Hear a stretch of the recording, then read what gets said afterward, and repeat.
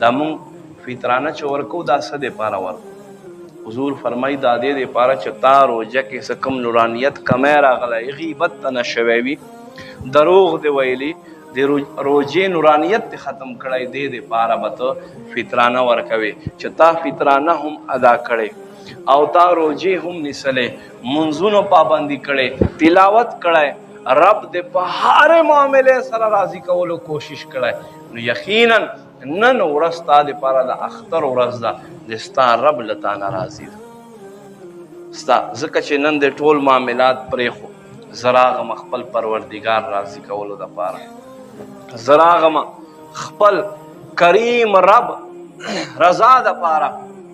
چې دی ما نه راضي شي. او بیا دا نه چې اختر مونځ وکې لکه څاروي نه چې پړی خلاص کړي نو په ځنګل کې چې کومې خواته ځي چې تا هم پته نه لګي او بیا پروت دی. اوس خلک داسې د ټوله شپه یې ویښه تېره کړه نو بس د ساخت مونځ به وکړي، هغه بیا به څمري، بیا که شپې را پاڅېده او که سبا پسې را پاڅېده نو دا خو ژوند نه شو. ایمان وال چې دی هغه خپل ټول خواهشات الله او د الله رسول په حکم قربان کړي چې تا ته اوس